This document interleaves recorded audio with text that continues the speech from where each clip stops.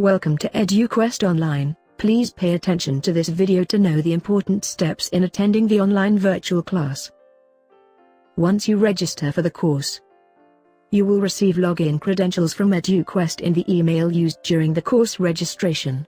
Go to www.eduquestonline.com web link.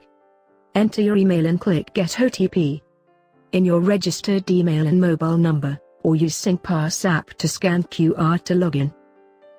Once you enter your email, OTP will be received in your email and mobile number. After login, you will see the course you have enrolled. Explore the documents available in the Resources tab. Click Join the class for joining the virtual class. Use public chat feature to communicate. Important note: join the virtual class by 8:45 a.m. Keep the video on throughout the training. Keep the audio in mute mode throughout the training.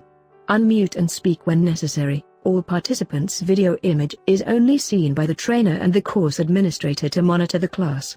All trainees can only see the trainer. The entire training sessions and assessment procedures are being recorded as required by Skills Future SG. Click here to submit the virtual training feedback in the portal.